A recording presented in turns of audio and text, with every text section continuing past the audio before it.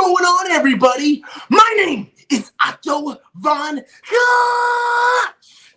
That is O-double-T-O. Figure out the rest. And my very, very special host, Tombstone Jesus.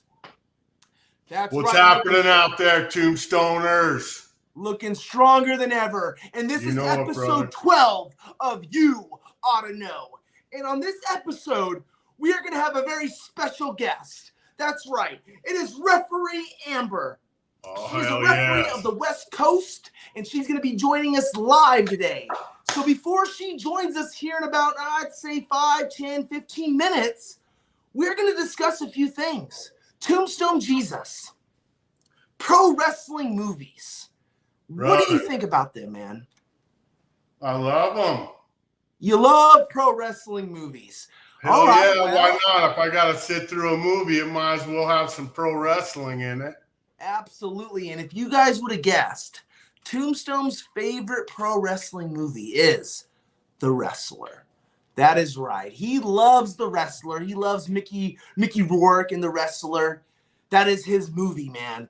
So, Tombstone, what was about the movie The Wrestler? Because were you a professional wrestler when The Wrestler came out?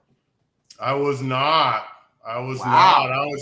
I was a musician. I was doing the music thing in the clubs. Right. And that movie came out, and I watched it, and it reminded me kind of ironically of a buddy of mine who was doing music as well. I said, "Hey, I saw this movie. It's kind of about you." Yeah. He says, "Oh, hell no, it's about you." What? I'm like, "Why? I haven't even wrestled, you know?" And he's like, "It's about you, bro." And I think everybody who could identify with that movie felt like it was about them. But after that movie came out, Jake the Snake had just kind of gotten himself together. And So, boom! We can go from that to another one, too. So, boom, Jake the Snake got himself together. Was that during his movie, his documentary about the resurrection of Jake the Snake? It may have been. I mean, timing-wise, that makes sense. I want to say it was like 07. Yeah. Or 08. And what was cool is that movie came out and it inspired Jim Rose to go on tour. And I don't know if you've ever heard of the Jim Rose Circus, but it was like the first touring kind of freak show. Dang. They had sword swallowing, like we know the types of people. This was some of the very first stuff, the Jim Rose Circus. And Jim Rose was big enough. He was on The Simpsons. And his stand-up comedy was hilarious. Dang, bro. Anyways, real quick, I don't want to spend too much time. We got a guest. We have a guest coming on in 10 minutes. Referee Amber will be joining us live. Her first ever podcast. But yes, continue. Excited for that. Me too, bro. Me too. Anyways, those guys toured around all the clubs. Jake the Snakes Roberts, Jim Rose Circus, and my band got to open up for him in Salt Lake. Wow, really? I found out. That's when I got to meet Jake the Snake. First time I met Sin. Those guys watched me play. And before we played, I got up and said what an honor it was to play. Everybody, they booked me for that show because they knew what a huge, huge wrestling fan I was. And I let them know the name Tombstone Jesus came from Taker's finisher. Okay. And those guys remembered it, you know. And so The Wrestler was something I really identified with, and I feel like it was a gateway in my mind to become a wrestler myself. I'm sorry about taking so much time, dude. No, it's okay, bro. Hey, this is our show, bro. We could take as long as we want. You know what I mean? We have our guests live right here in the studio, ready to come on whenever we need to have this happen. So it's okay, but I don't want to keep her waiting too long. I apologize.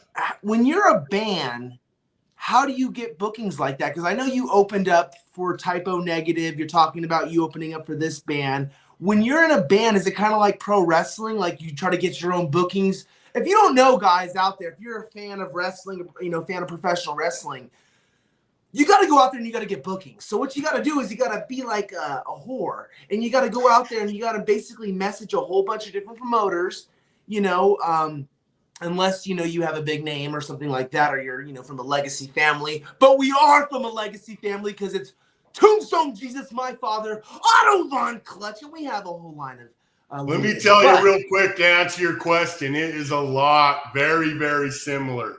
Okay. And it's up to you on an indie level to promote yourself. It's the same way on the indie bands. You know what I mean? Bro. And so it ends up being, the guy who got me into wrestling was actually a musician as well. And he told me, look, dude, it's just like the music business, only 10 times more cutthroat. Absolutely. And we have some of our fans already chiming in. We have Sean saying, hey, all. Sean, just hang tight. We have referee Amber coming on. We also have Tombstone. He's loving it, man. He's excited to see you tonight, brother. We love that. Tombstone, the movie Beyond the Mat. What was your thoughts on Beyond the Mat? Loved it. It's a movie I saw in the theaters. You saw that in the movie theaters? Absolutely. Right when it came out. Yeah. Right when it came out. That's badass. Oh, I saw the opening of that. I stood in line with a bunch of other wrestling freaks. Okay. You bet. What was the energy like in the movie theaters in 1999 or 98 when that came out? Dude, it was great. I mean, we were all wrestling fans, obviously, but that was like the first movie that kind of, like I said in the other podcast, it kind of broke that fourth wall where you got to really see what the hell was going on, you know? Dude. And they do a big segment with Mick Foley. Right. And they do a big segment with Jake the Snake. And Jake's in a bad place when they made this movie. Very bad place, bro. Yeah. And speaking of bad places, I hate to eye rake you right now, but I got to drop this on you. So the other day, if you caught episode, I don't even know what episode it was, but we discussed the murdering of, what was his name? The wrestler that just killed his wife. Oh, yes. Yeah. What was his Billy name? Jack Haynes, one of my favorite wrestlers. Did you realize that did you realize that his wife, they were only married for like a year and a half? I did not know that. I knew that she's quite a bit older and that she had Alzheimer's. Yeah, she's 85 years old. He's 60 years old. And I really don't want to discuss this, but like, dude, I couldn't believe this. I was like very odd. You know what I mean? Like, I got it. Me and you, we kind of, in the beginning, I don't want to say we kind of we're just like, hey, you know, his wife was in a lot of bad place. But this lady, he only knew her for 2 years at most. I don't know, man. It's a dark, dark time in pro wrestling sometimes. We'll skip that. Honestly, we're going to have to talk more about Beyond the Mat because I love this talk. But let's move on to Nacho Libre. Have you ever seen Nacho Libre? Absolutely. So Wrestler, Beyond the Mat, these were movies that, for me, I'm like, dude, they were life-changing. They were fucking life-changing. Dude, Nacho Libre was a funny-ass show. I love it. So my mom... More of a comedy, though, than inspiration. So my mom bought me the Beyond the Mat VHS. It was on sale. It was a used copy at the Smiths right there in St. George, Utah. And I had no idea what the movie was about. I just saw The Rock and Mankind and then Jesse the Body Ventura, which I don't even think I realized who that was at the time. I thought it was Stone Cold. And, dude, like, I watched that for the first time, and oh, my goodness, like, just really was eye-opening as a 12-year-old kid watching Beyond the Mat. You're like, oh, my gosh. Like, it's like, you know, how Gangrel would say, you almost took the blue pill in the Matrix. Now you see everything. It was very interesting. But boom, Nacho Libre, bro. We love Nacho Libre. There is a brand new movie. We do have a guest coming on, folks. We have a guest coming on live in studio. We'll say in about 7 minutes, we're going to have Ref Amber on here. Thank you all for tuning in. We appreciate all the viewers right now. There is a brand new pro wrestling movie out. And let me tell you who introduced it to me, the Super Beast. And we're going to have the Super Beast on the podcast. But a brand new pro wrestling movie out called Here for Blood. Now, let me tell you guys something. You got to go on to your streaming device and you got to type in or talk into the remote and say, hey, Here for Blood. Let me tell you, bro, I don't want to spoil it for anybody, but the movie Here for Blood is epic, dude. They're in there. It's a horror movie, and this guy's a pro wrestler. He's working the independents. There's a scene that really just hooks you, my man. He's all in the, he's done with the match, right? He just got done working, and the promoter's like, hey, here's your pay. He's like, it's only $25. And the promoter looks at him, and the promoter's like, yeah, so what? What, He's no like, hot dog? He's like, you said it was going to be 100 this week. And the promoter's like, well, I could find a whole line of other wrestlers that will take that place for that $25. And he's like, I'll be here next week. But bro, it's a fucking epic movie. You guys have not checked it out. It just came out this month. And it has me excited, my man. Bro, whoa! Watch It's party. Exciting. Now, have you ever seen the movie 350 Days? Absolutely. Great movie. Dude, what a great movie, man. Really moving, really touching. A lot better than I love Beyond the Mat. But dude, if I was, the 12-year-old me probably would have loved 350 more. 350 was a great movie. Well, we're going to go through this quickly because we do have our guest coming on. Yes. No holds barred. No holds barred, man. I never seen the movie, and guess what? I just don't like it, bro. Is that the one with Hogan, or is that with Hogan with Zeus? Oh yeah, it was okay. It was okay. It's crap. What about Ready to Rumble? I actually like that. Dude, I saw that in the theaters. That was a fun one. Yeah, I actually like that. Mm-hmm. I didn't know about how it spilled onto the real scene, but I liked the movie. Oh, whoa. We have some people chiming in once again. We have Sean saying, haven't seen you in a minute. My man, you can see us every week on You Ought to Know. Just chime on in, my man, because we are here and we're not stopping. Good to see you, big man. Good to see you. Also, we have Keep Up the Good Work Brothers. I like that. It looks like Hitler, but it's not. It's Hiller. Hiller. We are going to keep up the good work. Because my name is Otto Von Clutch. And this is my father, Tombstone Jesus. And in a few moments, we're going to have a guest like no other. We're going to have referee Amber here live in the studios. But let's go back to discussion real quick. The referee. We got to get through these movies, brah. I'm telling you, bro, we're not going to stop, bro, because the energy is hot tonight. Have you guys ever seen Paradise Alley? I want to know, because I looked this up and I was about to spend $14.99, and I only have a couple grand left in my account, but I was about to spend $14.99 to get myself Paradise Alley. It's Sylvester Stallone, bro. Yeah. What's the time frame on that, too? Oh, is it 70? But hey, I gotta say, I was wrong. I was like, oh yeah, the WrestleMania press had like at least 6,000. Ben was right, bro. The numbers, I looked it up. I found it out. It was like 3,000 people. But the energy was hot. Hey, let's if move on. It felt like that many people, that's all that matters. How about the Iron Claw? I have not seen this yet. And so I'm about to send you $20 because you need to freaking watch this movie tonight. You need to buy this movie tonight. You don't need to go on your little dark web websites and try to download it. You need to watch it. You need to buy it. We're in the movie theaters, bro. Everyone's will. No, crying. That's one I want in my collection. You're right. I'm crying. From what you told me, it was done well. So it was done well. I lived that shit. But you remember. I could drop a little knowledge here that probably I shouldn't be saying. But the Super Beast did say this about the Iron Claw.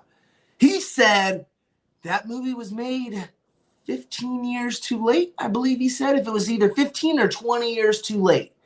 And I kind of see where he means by that. I thought it was going to be doing a lot better on numbers, but whatever. Let's keep moving. How about All the Marbles? Have you seen that? No. I haven't. I mean, I'm familiar with the title, but I just... Terrible. It sounds like the late 70s terrible comedy. Movie title. How about Fighting with My Family? Love that movie. Great movie. Hell yeah. Well done. And folks, we're not going to lie. We told you around the 15-minute mark, we're going to go live with Ref Amber. We're going to go live, I promise you all, within the next 3 minutes. Let's finish these movies up real quick, Tombstone. How about You Cannot Kill David Arquette? I caught pieces of that. I was digging it. That movie's amazing, bro. Yeah. That's a really good movie, bro. I sound really, I don't know.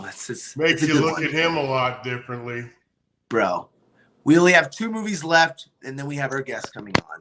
Bring it. Body Slam. Oh, yeah. That's old school. I remember. That's old school, man. It's old school. I love Body Slam. Yeah. And the last but not least, Hitman Hart, Wrestling with Shadows. Yeah, absolutely. Saw that right when it came out. That wasn't in the theaters or nothing like that, huh? It may have been, but I didn't have an opportunity to see it in the theaters. But we all saw the screw job go down before the movie come out, so that's it had right, a bro. killer preview to it. And we got Brother Sean here saying, I'm hooked on the Dark Side of the Ring series. Oh, Absolutely. Yeah. Chime in, guys. What is your favorite episode of Dark Side of the Ring? Let us know in the comments. We're very interested. Also, please let me and Tombstone know, even later on, when you're watching this on YouTube a couple days down the road, a week down the road, a year down the road, put in the comments your favorite pro wrestling movie, because there's probably movies that I know we missed. You know, I'm a one-man wrecking crew here. I'm trying to find movies before we go live, and this is the 14 that I found that I thought. There's another movie called The Wrestler. You'll have to check that out. It's got like Vern Gagne in it and shit. It's old school. Really? As fuck. Yeah. Okay. Look into I like that. to hear that. Nothing story wise to do with it or anything else, but the same title. And yeah, I had real wrestlers in it. I'm loving the vibes, bro. And Tombstone, you know, you kind of lit a fire in me, bro. You lit a fire under Otto Von Clutch earlier this week. You know, me and you, we're gonna get back to the ring, and I'm gonna get to the ring. This is the deal here, folks. This is the deal. This is the shoot deal. You know, we don't shoot too much on this show, but we're gonna shoot right now. You know, wrestling is in our blood. We love professional wrestling. This is why we come on here week in and week out to talk about wrestling with you guys. And I'm gonna lay it on the line pretty simple. You know, I haven't been taking a lot of bookings. Why? Because I was trained by guys that taught me the way. You don't go and wrestle for $5. You don't go and wrestle for $10, you know. And there's been things that, you know what, I was very grateful for having the Black Swan come live with us. Because the Black Swan reminded me of my roots and what I got in the business for. You know what I mean? This isn't about me. This is about me entertaining the kids, entertaining the fans, entertaining the young men and women, you know, everyone out there, and making them feel something. You know what I mean? I felt like I gave everything on the line, and I kind of let my trainers down in a way. Because one thing was for sure, as I went into business for myself, and I'm not going to lie. But we're in 2024, and I'm going to straighten shit out. I'm going to get in line, bro, and I'm going to show everyone the Otto Von Clutch that they know and that they're going to see. Because things are happening, my man. Things are happening. I hate to say it, but the tides are changing. And speaking of tides changing, we have our special guest of the evening coming with us live. Folks, you might know her from, you know, WW, the Ultimate Women of Wrestling. You might know her from Future Stars of Wrestling. You might have catch her on Dark Arts Entertainment. Folks, this is referee Amber is here tonight. Hello, welcome, hello. Amber. Hello, Amber. Hello. Thank you for joining us, Ref Amber. Couple questions real quick. Thank you. Thank you so much for being on the podcast with myself and Father Tombstone. But what was kind of your first introduction into professional wrestling? When was the first time that you remember in your mind seeing pro wrestling? I would have to say maybe back in 2014, going to a show down in San Diego at an arena out there for a WWE show. That's when I was first introduced to wrestling. Excellent. So the first time you saw pro wrestling was in 2014. Now, your grandmother, I know, Grandma Rosie, she actually was married to a wrestling promoter in Mexico, correct? Or what is the story behind that? She wasn't married to a promoter. Like there's a promoter within the family, like a cousin in the family that is a wrestling promoter down in Mexico. I don't think that they really like have close contact with each other. She's a lot older now. But yeah, I'll see like pictures. I'll go through pictures, family pictures, see my dad backstage with my grandpa as a baby. like just talking to Mil Mascara backstage. Like, so that was pretty cool. And then to like finally be able to meet him in real life and have my daughters there too. So that was like pretty cool. That was at Knox Pro Wrestle Fair. I don't even remember the year it was. That was probably, I think, 2018 that Mil Mascara showed up. Yeah, maybe around then. Dude, That you booked is Mil so Mascara, so you cool. need to be on the first floor. All right. So hey, so you kind of come from like technically a wrestling background a little bit because your family, your grandmother was dating a promoter, right? Or no, a cousin, uncle. Yeah, some kind of cousin. Absolutely.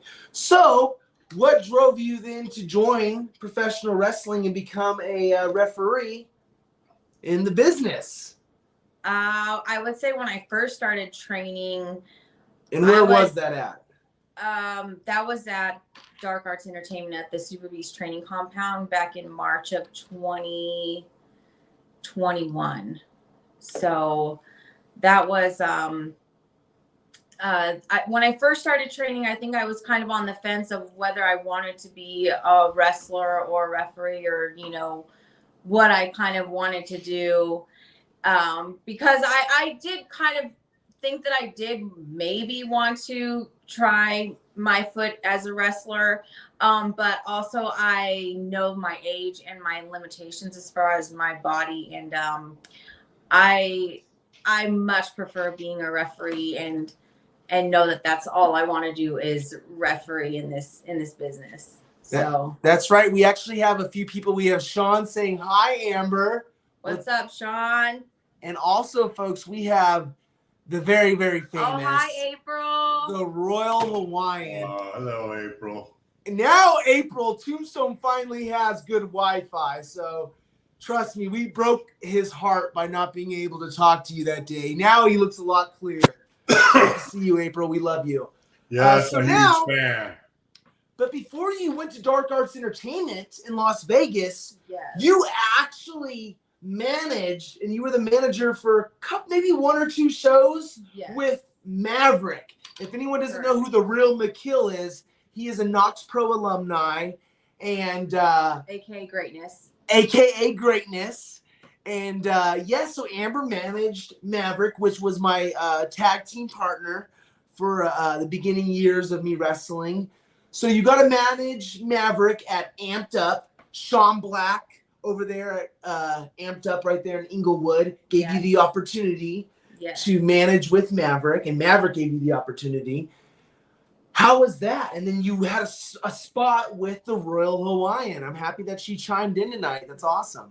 Yes, I did have a spot with the Royal Hawaiian where she ended up spitting pineapple in my face, and it was a surreal moment because it was my introduction to anything, to dipping my toe in the door of this crazy industry. So that was a memorable experience that I will never forget, and I will just look back at the pictures and just laugh every time I see them because they're like, it's crazy. I don't know. And there's no better person to be introduced to, like having a spot and guiding you than the Royal Hawaiian, because she's just so giving with her time, and she's just so kind. You can ask any questions and not be afraid of what she's gonna tell you or judge you. She will literally guide you. And I don't know, she's an awesome leader.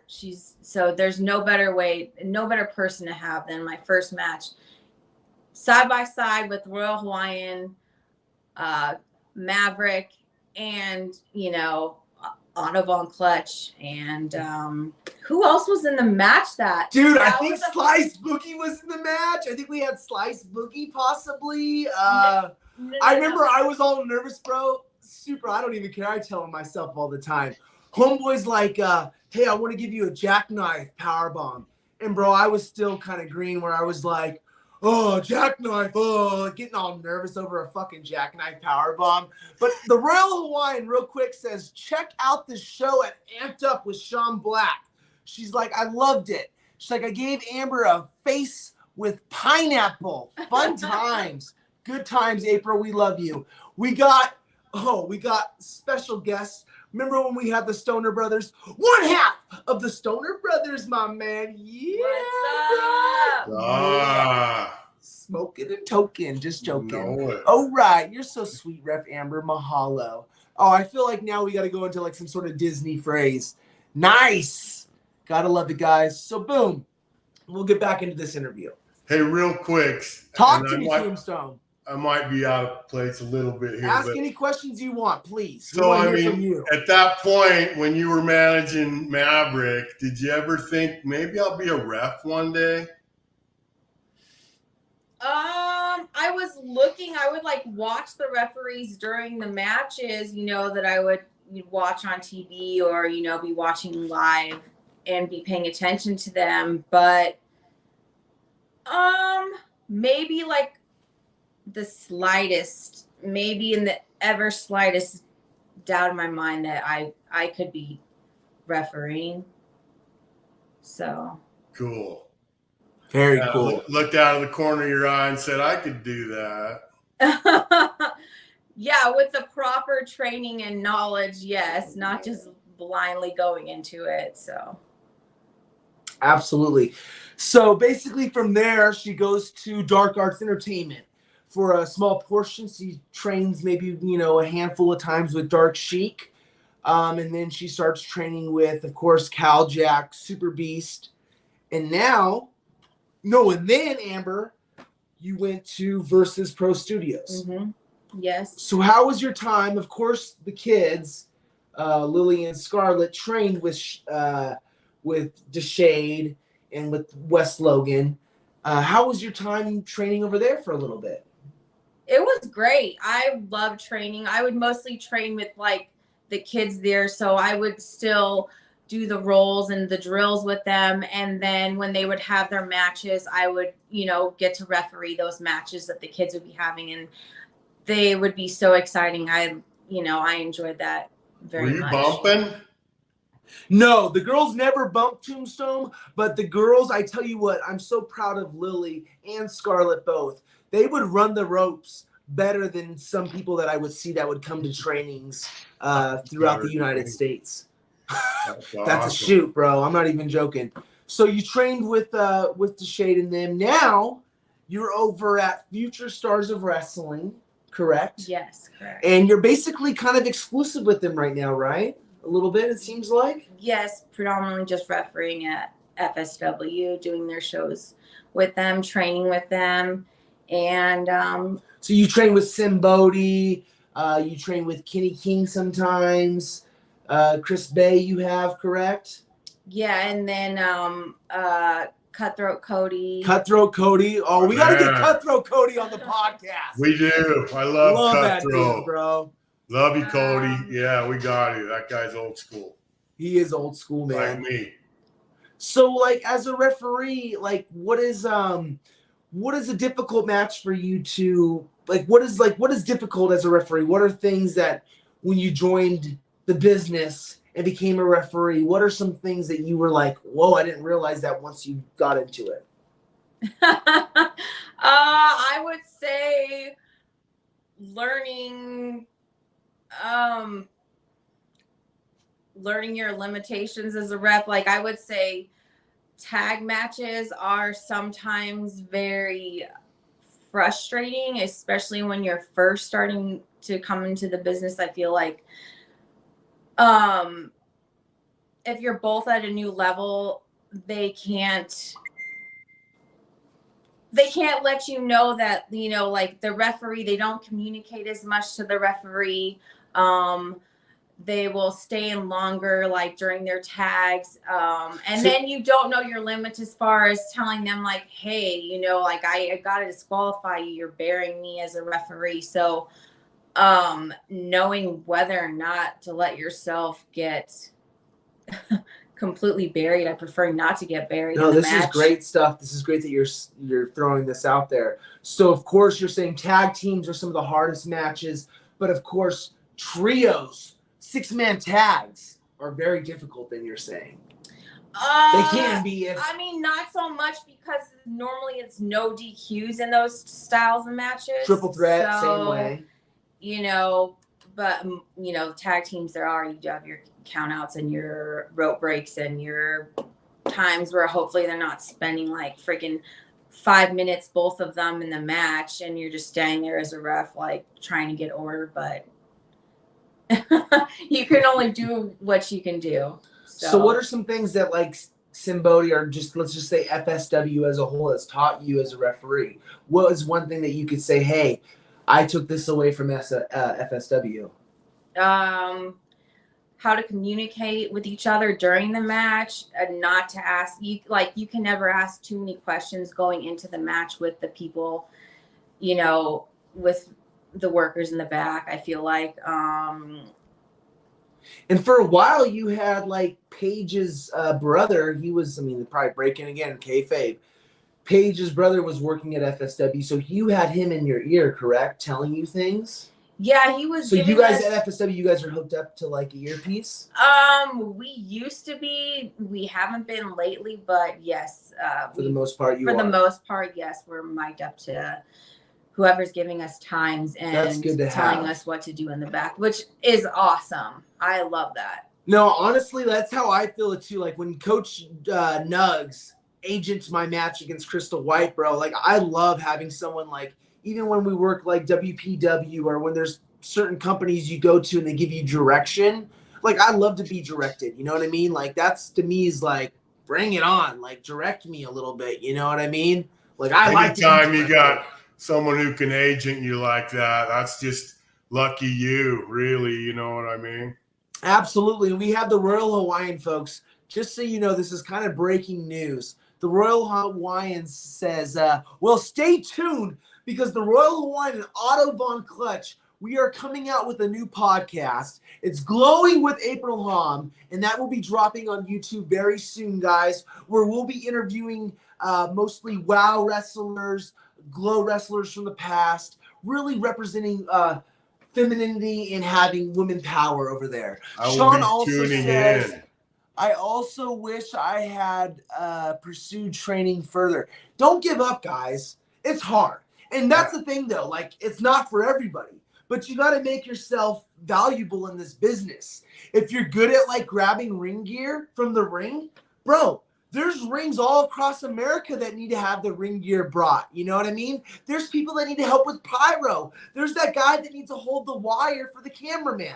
There's so many things that are valuable in this business. You just got to find your niche. And once you find your niche, you're going to want to rip your shirt off, brother. But I'm not going to do that right now. All right. Hey, Sean. Hell yeah. Good seeing you, bud. Sean's one of those guys who is like 7 feet tall, 400 pounds. I'm not kidding. He's one of those guys. No, he's Sean huge. Is 7 feet tall. Where do you live, Sean? Damn near. Yeah, he's a huge man, and he would be a great wrestler. It's something he could have stepped into at any point. I feel like Pat Patterson right now. He's one of those guys. Sean is a big man. He's been in a lot of movies and stuff, bro. Okay, badass. Sean's been in a lot of movies. Joining us, Sean. He says, April says she is one of my favorite refs, not just because we're friends, but she's good. Absolutely. She knows where to position herself, and the crowd loves her. Can't wait to see you guys. Thank you, April. Just in the teardrops drop. I can vouch for that as Sean well, says Amber. that he is definitely one of my favorite referees. And 535 pounds. And yeah. Sean, if you don't understand 435, bro. 435. That is a big man. It says 6'11", and it says 535 pounds. No, 6.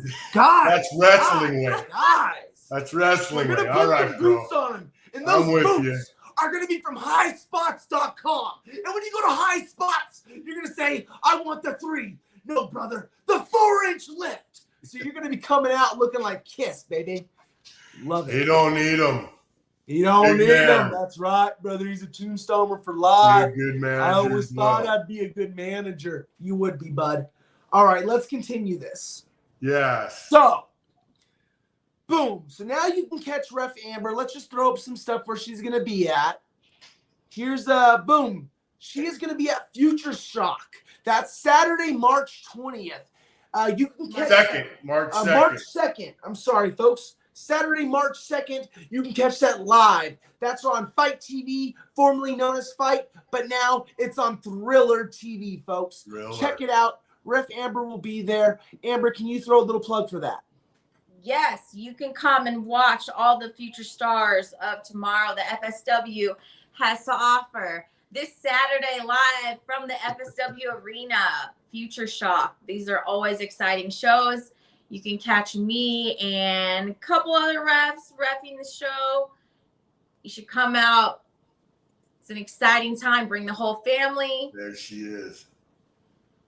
Good stuff, guys. Yeah. So before we finish this up, we're gonna have a few more questions. Because why would we not? Why would we got not? a quick. Let me sneak another one in. Ask as many questions as you want to. You know, Amber, I've been wondering or wanted to ask you this for a while, but like, will you marry me?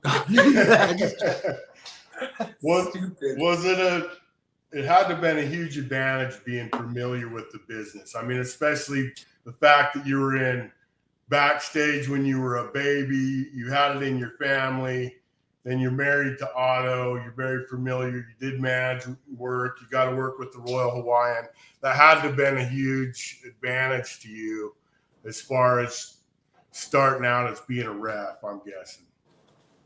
I would say so, yeah. I was definitely I guess more in tune with the lingo backstage. I had been watching a lot of wrestling.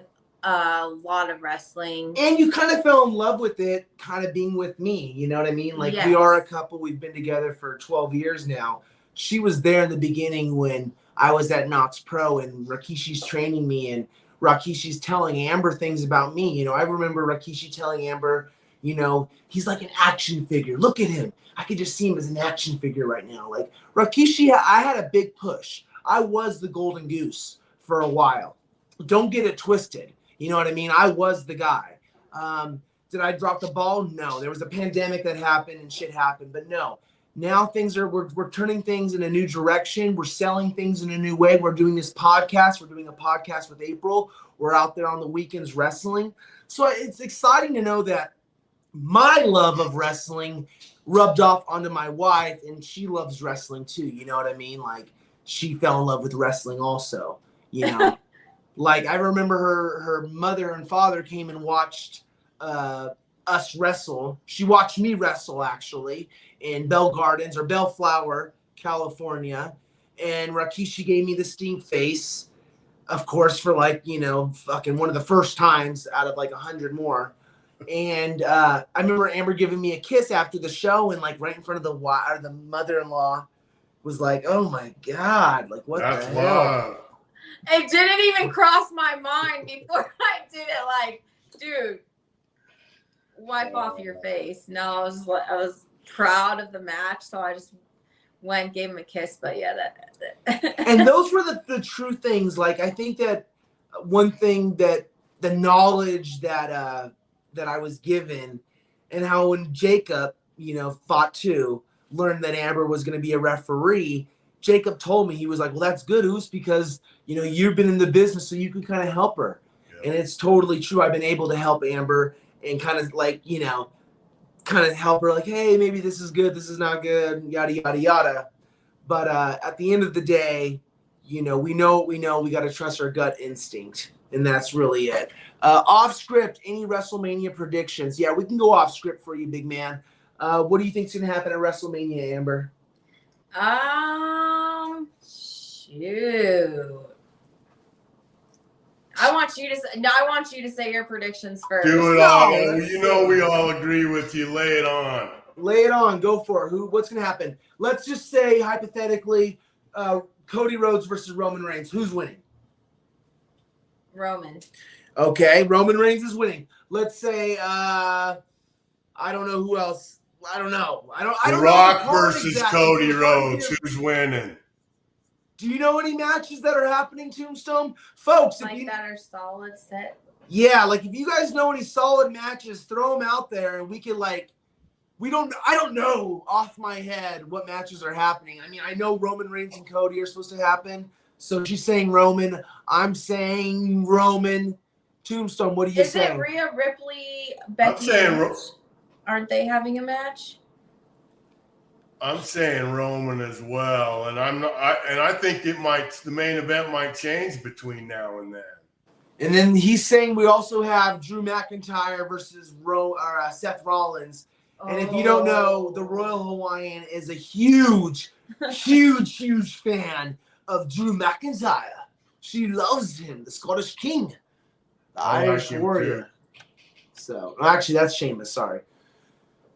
So, as we finish this podcast up, because we don't have all the time, Amber has to go off and do what she has to do. So, if you have any questions for Ref Amber, please chime in now or forever hold your peace.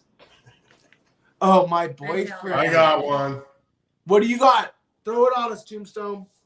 I just want to know, you think it's been an advantage or a disadvantage as far as being a girl and a referee right now? I would say, honestly, an advantage because I've had people reach out to me specifically to book me for women's shows because they want a female referee for their show. So, yeah, I think timing wise, I think you couldn't have picked a better time to become a referee. Yes.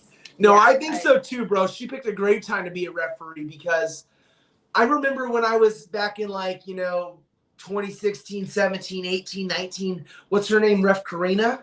Yeah. The one that's that's in Northern California. Correct. She would come down to Knox Pro, down to SoCal, and I would always request her as my ref just because as a fan, I feel like I have a sense to what this is. I've been watching wrestling my whole life, just like my buddy Josh Webb just threw a comment on here. Josh Webb, my man. Hey, My Josh. You three rule. Glad to see you are all doing so well. No, Josh, you're doing so well, my man. Yeah.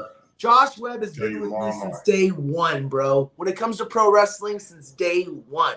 Since we were little kids, we'd watch wrestling. But as I was saying, what was I saying? We don't even know.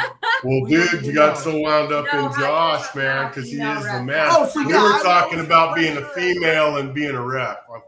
I would request her as a referee because I could see value in that and worth in that. Like, we need to have female referees. That's important for the business. That's the business evolving. You know, I don't want to take anything away from past female referees that have been in the business, but I mean, it's a good thing that now we have lots of them. We have Ref Aubrey. We have, there's a whole bunch of referees out there, and it's a good thing.